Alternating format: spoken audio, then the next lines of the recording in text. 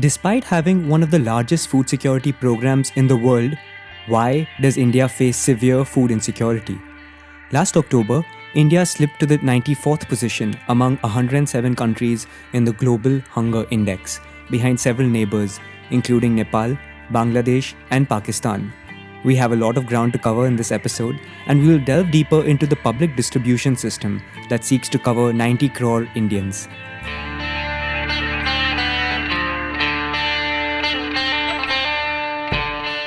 This is your host Abhishek, and four economists will join us this week on Research Radio: Jahzzar, Ritika Khera, Isabel Pimenta, and Prankor Gupta. Dr. Khera is with IIT Delhi, Dr. Drez is with Ranchi University, Isabel Pimenta was formerly with the European Commission in the Directorate General for International Cooperation and Development in Brussels, and Prankor Gupta is a PhD scholar at the University of Texas at Austin. Thank you so much for joining us. I'm looking forward to our conversation. So, could we start by discussing how the government goes about deciding who should receive rations and other entitlements under the National Food Security Act? Could we start with you, Ritika? Listen, before this Food Security Act and for about 2 decades, there was an attempt to identify the poor, right? Because they said we can't implement universal programs and we will give only to the poor. And the experience of that identification exercise, which was called the BPL census, below poverty line census, that experience was pretty bad. So, according to 2004-5 survey data from the National Family Health Survey, nearly half of poor households ended up without a ration card. And so there was an attempt in the Food Security Act to remedy that problem. The demand for universal PDS was rejected. I mean, the idea was to find a way that would minimize the kinds of exclusion errors that had been seen in the past. And so, one approach which has been taken by some states is the exclusion criteria. So, you don't look for the poor, you look for the rich and you get them out of the system.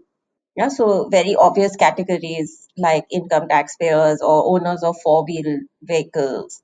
That's the kind of thing that would be in the exclusion criteria.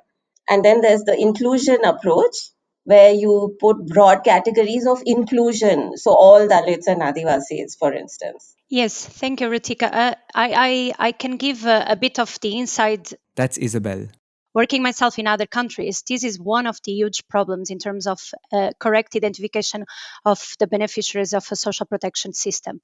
And nowadays, with the COVID crisis and with the terrible impact that COVID has caused in the poorest and the most vulnerable, you really can see that the lack of a clear identification of who are the ones that need this support are the ones who are being left behind and who are not receiving these critical lifelines that you could see, for example, in India, that at least during when the NFSA, and Jean and Ritika can correct me if I'm wrong, but it seems that comparing to the previous system, the coverage increased quite substantially. And this was an improvement that it's laudable. Right. I think this nicely leads me to the next question. Could you share one or two experiences from your fieldwork that you found particularly insightful? I think one thing one learns from these surveys is how much people really care for their food rations and their ration cards. That's Sean. This is something that would not be obvious from looking at survey data, although there have been attempts to estimate the cash equivalent of food rations by asking people, how much cash would you accept to give up your food ration and that kind of thing. And when you do that, normally they ask for something like twice the value of the food. I think that's quite important to understand why people are so attached to the PDS and why we should resist attempts to replace it unless and until there is a better alternative. I'll give you an anecdote that really conveyed that to me quite powerfully. This was a poor woman in Orissa who showed me her ration card. And she said, she was landless. She said to me, "This is my land." And I thought that was a very sharp observation, because it's true that if the purpose of having land is to grow food, and if you can get the food straight away with a ration card, then it is a little bit like having land. Not a lot of land. I mean, somebody who has an Anturia ration card and gets 35 kilos per month, so over the year it will be 420 kilos. So it will be a little bit like the produce of half an acre of land in a place like Orissa. That's not a lot, but it's a lot better than having no land at all. So I think this kind of exposure helps to understand the value of the PDS for poor people. So for me, I think over the years, this doing field work, the two kind of encounters, both relating to the same thing, is how many people get left out and how arbitrary the earlier selection identification system was. One was in Madhya Pradesh, and literally there were two huts. They were joined together next to each other. Two brothers. One had a BPL card, the other one didn't. And the one who didn't, he said, "What does the government think? Is my brother the only one with a stomach?" And, literally their condition was exactly the same. They had divided their father's land, and I think they were Adivasis. And similarly, in Sarguja once, I had gone with Gangabhai, with whom we work a lot, and there was a hamlet, and 6 women came out. They looked exactly the same. 3 of them had babies in their arms, and the other 3 didn't. And we actually took a picture. I took a picture of that because 3 of them had a BPL card and 3 of them didn't. And if you look at them, you would not, and you look at their surroundings, etc., there was no difference at all. And we had at that time made a poster using their photographs saying "Kaun banega BPL" to convey the point that it was really like a lottery and very cruel. Because, and like, if you compare that reality with the kind of discourse you see in the English media, where there's all kinds of penny pinching kind of behavior, like, as if these people are not to be trusted and they must be identified and scrutinized, etc. Uh-huh, uh-huh. And with the 2013 National Food Security Act, food grains started being provided on a per capita or per person basis rather than based on households. Was this a good shift? I think that the shift from a per household to a per capita approach is logical. I mean, if you have a bigger household, then you should get more. I think that's obvious enough. So there was no strong theoretical argument against it. And by the way, another argument is that when it's per household, then there's a possible issue of people splitting households for the purpose of getting multiple ration cards. Like, if a mother-in-law lives in the household, then you will say, no, she lives separately, and then you get 2 ration cards. That's a problem that actually did happen on a significant scale in Chhattisgarh. After the Chhattisgarh Food Security Act was passed, a lot of people started forming single member households for the purpose of getting extra cards. So I think it's clear that in principle, per capita is better and more equitable and more logical. The problem is that to implement the per capita approach, you need a fairly reliable record of population. And that is why initially I was actually quite skeptical of states like Bihar and Jharkhand being able to make this transition to the per capita approach. I felt that for the time being, perhaps it was better to stick to households or just let the state governments decide when they are ready to make the transition. In the end, the states did it. I mean, they had to. It was part of the National Food Security Act. I don't think it was a failure. I think on the whole, it was probably a step forward. But there is a big problem now in many states of missing names in the ration cards, like young children who were born a few years ago, and they are not part of the surveys that have been used to distribute the ration cards. And as I mentioned earlier, there's no system for continuous updating of the lists of ration cards. And these missing names, it basically translates into missing entitlements for these households because they get less than they would get if all the household members were listed. So in states like Jharkhand, according to this survey and also further evidence later on, something like 15% of the members are missing. So it's quite a considerable loss of entitlement. So I am a little I warmed up to the per capita approach, but I think something has to be done to ensure that we have more up-to-date information on the household composition. Otherwise, many people are losing. I thought Shaw would mention how there were a significant proportion of households in Jharkhand, which, because they were small households, ended up getting less as a result of this transition.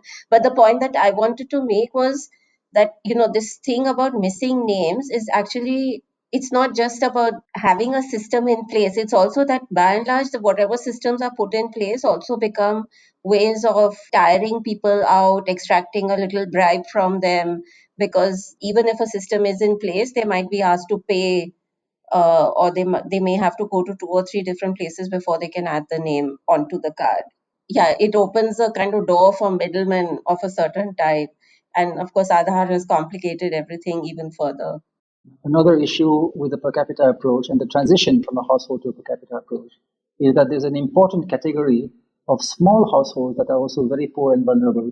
And these are the old people living on their own, and especially the old women or widows who live on their own. So they have a household of size 1 or 2. And so when you transition from, let's say, per household entitlements of 25 kilos per month to 5 kgs per person, then they stand to lose. And the answer to that in the Food Security Act was to continue the program called Anturia program, which provides for 35 kilos per month for the poorest of the poor. And so the hope was that most of these vulnerable poor households would get Anturia card, and so they would not lose from the transition to the per capita system. Unfortunately, many states are not implementing that Anturia program so well, including Jharkhand, and there are a significant number of these elderly people and widows lost from the transition to the per capita system. Right, right. And I also appreciate how your article evaluates the effectiveness of the PDS system at the state level. Given the centralizing tendencies of the current union government, could you perhaps walk us through some of the benefits and downsides of centralized versus decentralized approaches, particularly when it comes to food security? So this decentralized approach versus centralized, see, I think earlier, like in the BPL surveys, the criteria for selection of households identification was centrally determined. And there would always be problems because, to find a criteria that can be applied across the country is not that easy. So I used to work a lot at that time in Rajasthan and think about land in the desert area versus land in Jaipur. In the desert districts, having 10, 15, 20 acres was common, but it was not so productive. And a lot of those people would be left out because the ceiling would be much lower in the identification criteria. So, to the extent that the NFSA allowed state governments to frame their own inclusion and exclusion criteria, you can immediately see that there is that advantage in decentralizing. Yeah. And also, I think another thing that helped was that the states tried different approaches. So, Jean mentioned how Jharkhand had SECC data That's the Socio-Economic and Caste Census, SECC. and used that along with the notifying exclusion criteria. In the case of Odisha, what happened is that their SECC data collection was not complete, and the implementation of NFSA was held up for a while because of that. But because they were not mandated by the central government to use SECC only. What they did is they used a self-declaration approach where they notified criteria saying these are the people who are eligible, and they just asked people to fill up forms and sort of self-certify that they were eligible. So I think at least to the state level, you can see that this kind of decentralization from the center is quite helpful. And I think another example of this decentralized approach has become evident. Actually, it's mentioned in the paper as well, where, for instance, Madhya Pradesh, I think, was trying to put in place a system of adding names through the gram panchayats. We already just mentioned this problem of missing names and adding new names of children, etc. So they are using the gram panchayat machinery to put in place a system. We're not, I mean, I don't feel confident to say that it's working or not working, but at least it's an interesting innovation or whatever. And I think through the lockdown, Odisha has also used something similar because they were maintaining waiting lists at least the block level, so that for people to be added on to the food security lists, and those have been utilized to issue new ration cards through the pandemic. Mm-hmm. Mm-hmm. And another thing that I was quite curious about in the article is about how you've written that corruption in the PDS in the form of cuts tends to decline over time as, quote, PDS users become more assertive and PDS dealers become more accountable, end quote. This also involves a shift to community institutions such as self-help groups, gram panchayats, and other local institutions, and away from private players. Could you share maybe examples of such shifts based on your fieldwork? And, do community institutions also mirror the local power inequalities along the lines of gender, caste, class, and ability? I can add like one anecdote from Madhya Pradesh during fieldwork. That's Prankor. So I was talking to this person about like how have things improved after the NFSA for them. And what they simply told me was, so Madhya Pradesh, and the NFSA card that they have, there is like the entitlement is printed in block letters in like really big font, right up, I think on the left corner or in the right corner. And then they just showed me that. They were like, now we know like we are supposed to get 20 kilos, and so we can demand 20 kilos. Like back in the day, it was like confusing or whatever. Like, so this awareness from just that information, like information being provided to them so accessibly, that just helped with the assertion.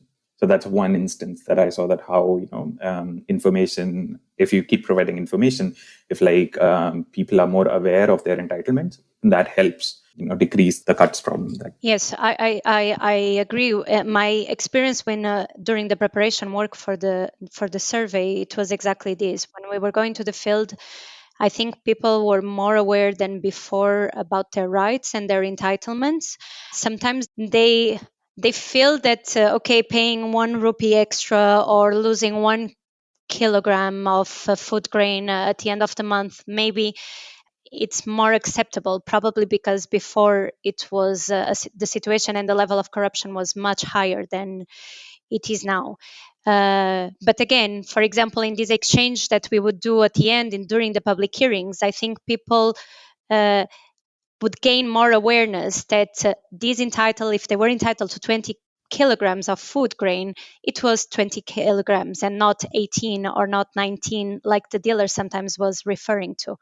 So again, these information sharing and discussion among the population and trying to understand and what are their rights allows to that the system is more transparent and that there is more accountability, and that it's really the population that monitors the dealers' also actions, and that there is this monitoring. On the issue of the caste and me being an outsider, yes, it was quite striking to see that there was in certain villages a discrimination in relationship to the poorest households that maybe would come from what is considered a lower caste. But so this was a bit striking. And these are the most vulnerable and normally the ones who do not have a voice, even in these public hearings, even among the villager, among these public discussions in the village. But this is anecdotic. It was my experience in the preparation field work. So if I can add to that, I think what Isabel said is absolutely right. One thing that strikes you when you do this kind of survey is that these PDS dealers, the private dealers, are basically professional exploiters. I mean, they tend to come from the upper caste and to be well-off farmers or other well-off rural residents. And there's it's kind of built into the system. There's an adverse selection problem because to become a dealer, you have to pay a huge bribe because people know that you're going to make money. So in anticipation of that, they ask you for a lot of money to get a license. So it's not easy to discipline them. It can be done to a very large extent. You can empower people, make them more aware of their entitlements, give them grievance redressal mechanisms. You can impart more transparency in the system. You can use technology to monitor the transactions and all that. But at the end of the day, beyond the point, it does become quite difficult.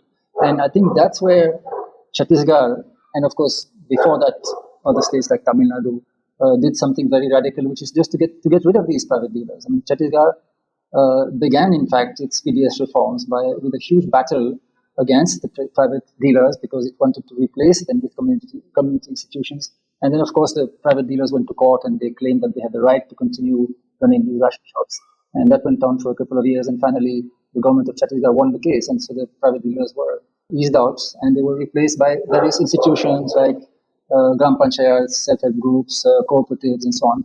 And these community institutions, of course, are not necessarily corruption-free. I mean, they also sometimes try to make money. But they are a little more accountable because, like the Gram Panchayat, they have to seek people's votes for election. The self-help groups are basically women who live within the community. So they cannot get away with the kind of exploitative practices that the private dealers get away with. That was done also later on by Orissa, where now most of the ration shops are run by the Gram Panchayats. Unfortunately, in states like Jharkhand and Bihar, where these dealers have a lot of political power because, of course, they have connections with the political parties, there is still no political will to get rid of them. And I think that really is the big next step that they could take to fix the PDS.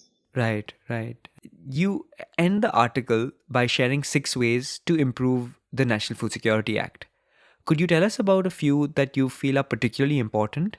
This problem of adding and deleting names is really a big issue. Yeah, and putting a system in place that doesn't harass people and cause harassment to them. A simplified way is quite important.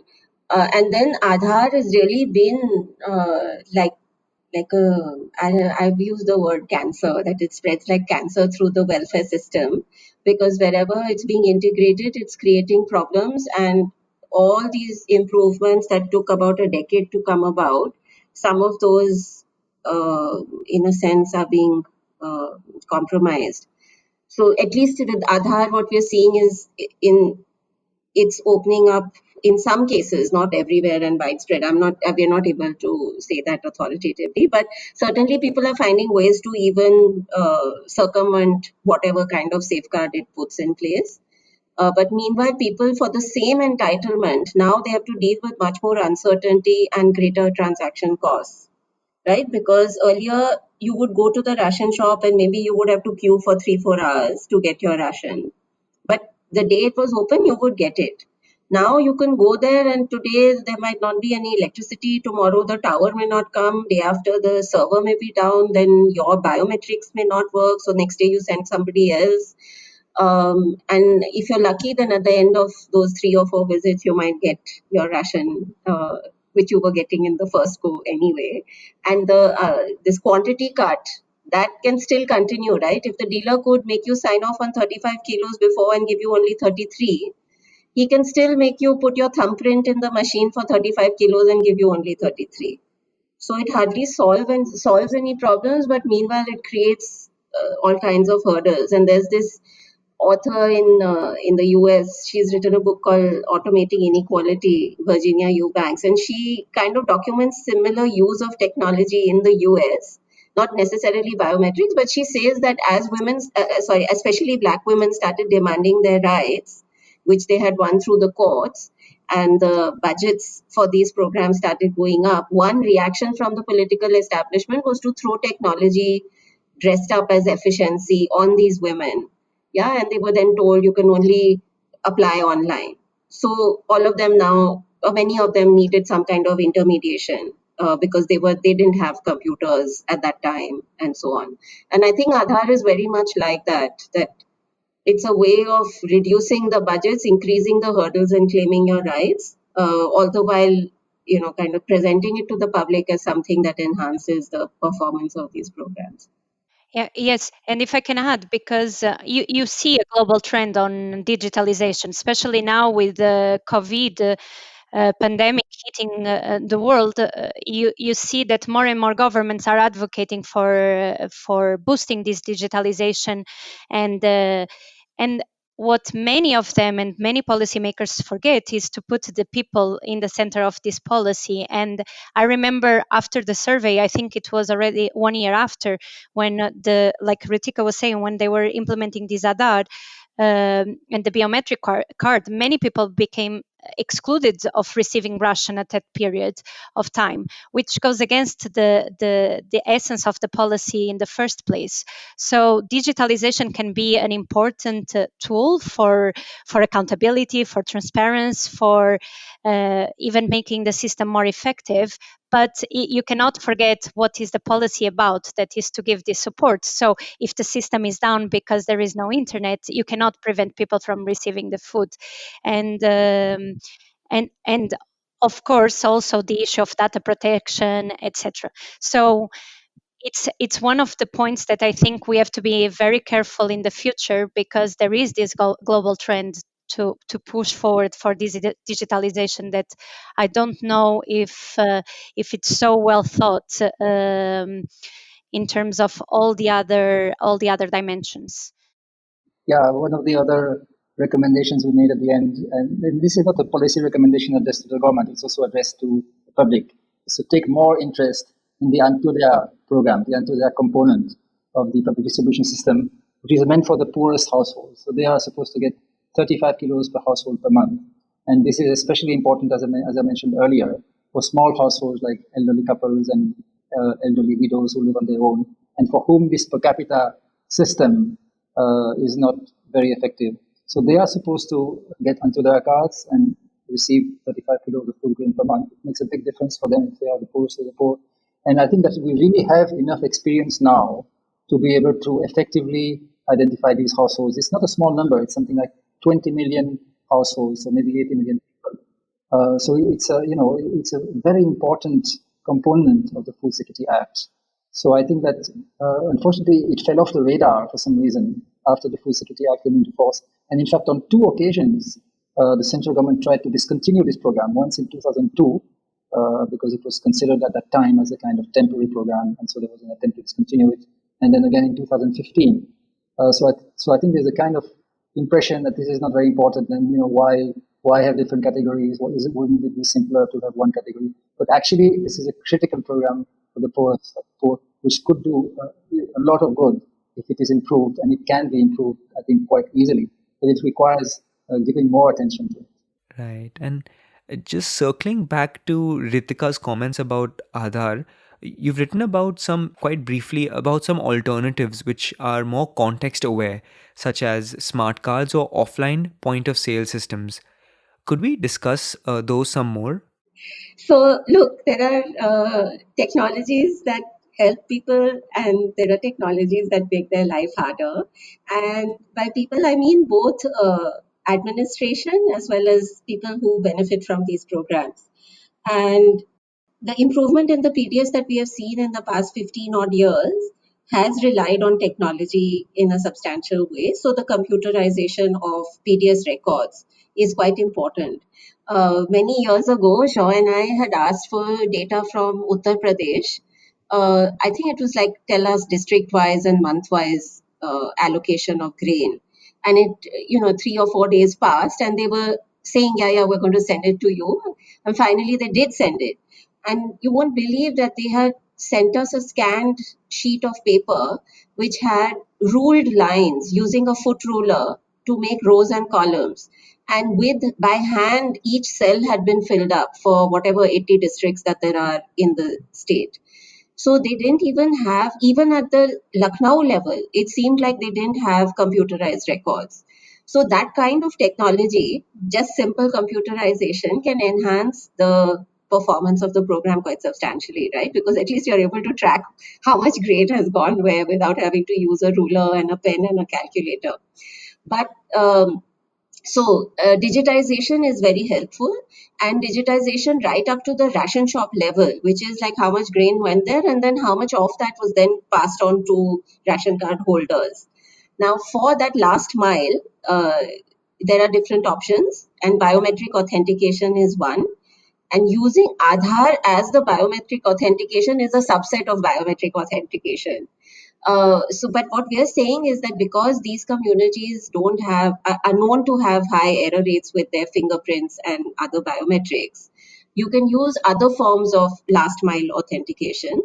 And one such is this smart card, which is just like an ATM card. In fact, I think in Chhattisgarh, when they were using it, they used to call it the food ATM.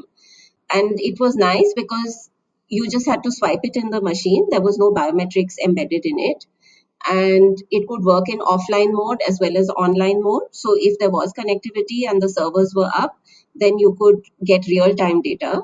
And if there was no connectivity, then the data would be stored locally on that POS machine, on the point of sale machine, to be uploaded later whenever connectivity is restored.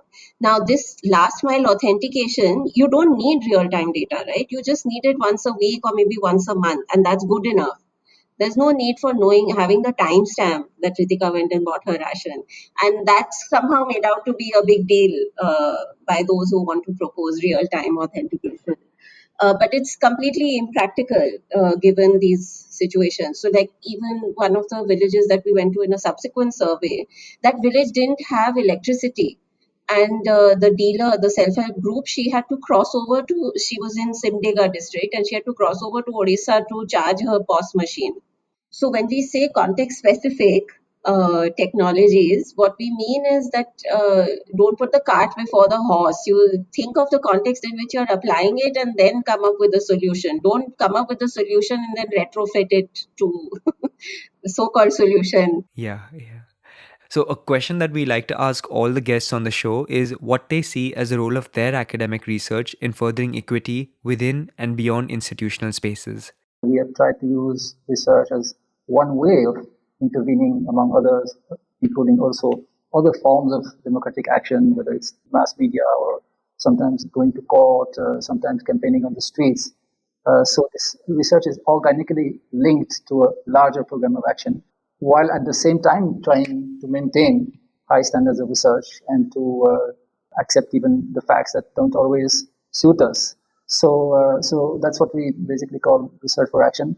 And I can give a couple of examples where there was a fairly direct link between the research and practical results. I mean, one I've already mentioned to some extent is the repeated attempts to discontinue the Anturia program.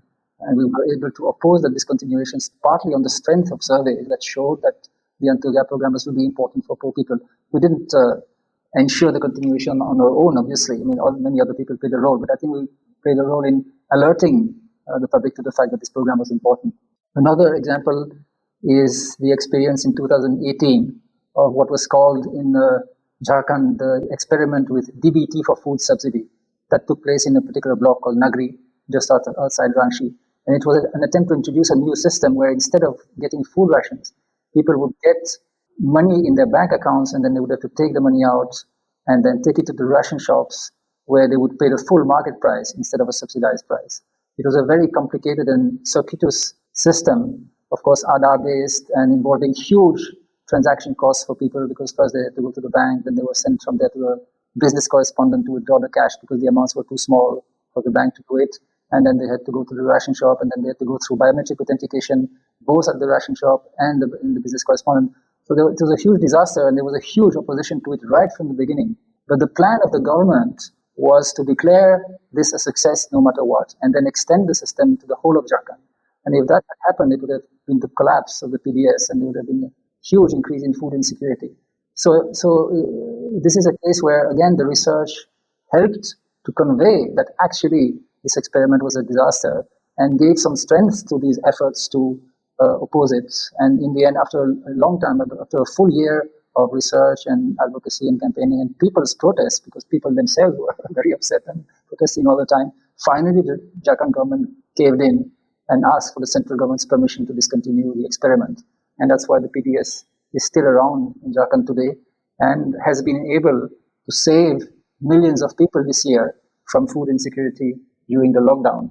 So basically we see research in that wider context and we hope that it contributes in that way to greater equity. Mm-hmm.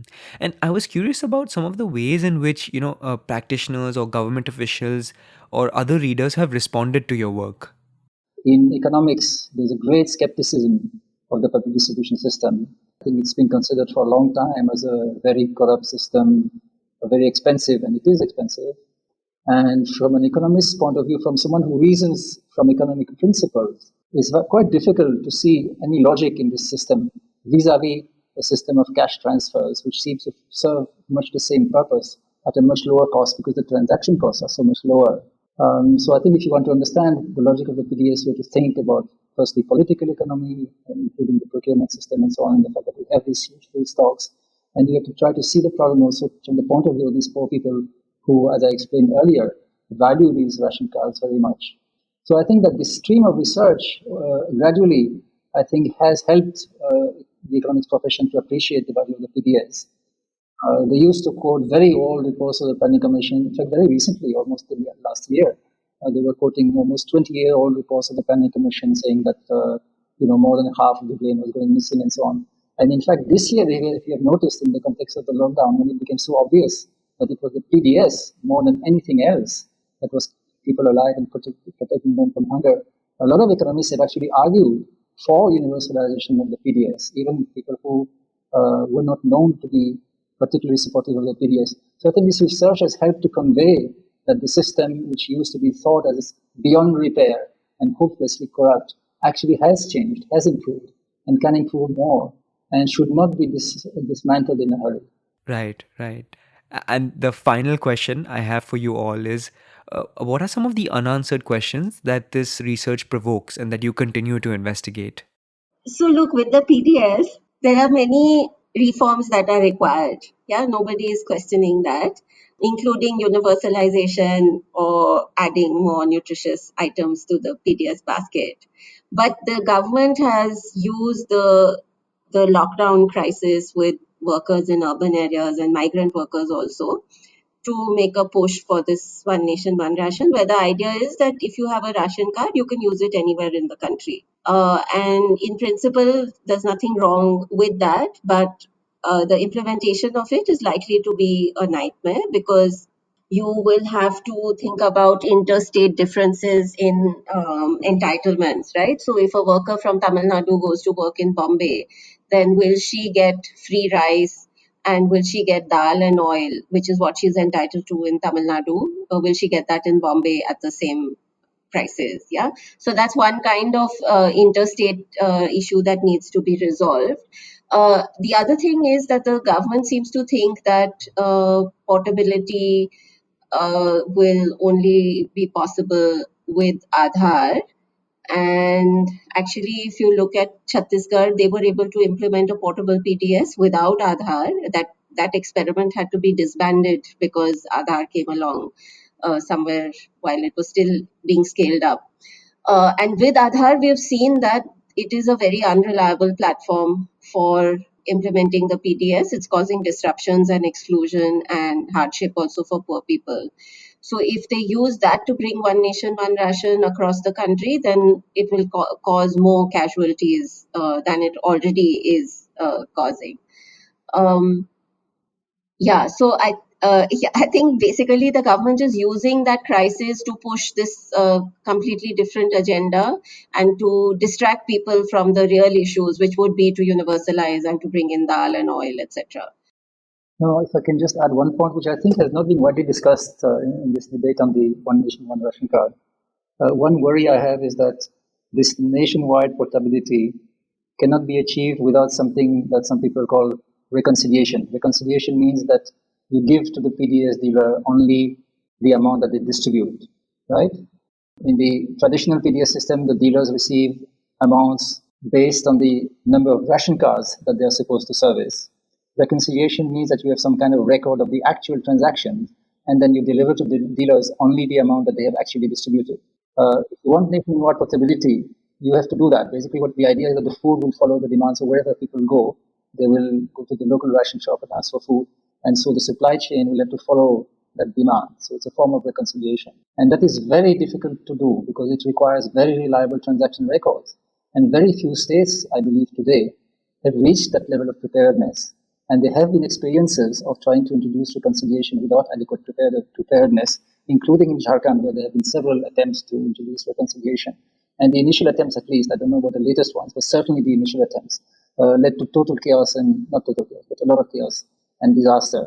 And so there's a real danger of a similar chaos at the national level when you try to implement a system that requires reconciliation and when you actually don't have sufficiently reliable records for that purpose. That was a solid crash course on the PDS system. Thank you so much for joining us on Research Radio. Thank you very much. Thank you. Thank you. Thank you. Two things stood out to me from our conversation.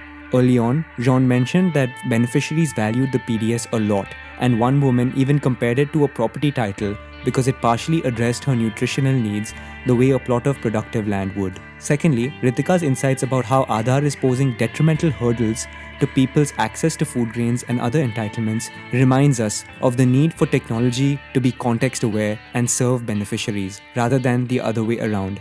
I highly recommend checking out the articles they've published in EPW, and I've shared links to 2 in the show notes. Next week, we'll speak to Rekha Raj about her article titled Dalit Women as Political Agents, where she charts the trajectory of the women's, labour and Dalit movements, where they converge and where they diverge, with a special emphasis on Kerala. I'm eagerly looking forward to that conversation, and if it sounds exciting to you, do subscribe to us wherever you get your podcasts. Also, Please let us know your thoughts about this episode and the season so far.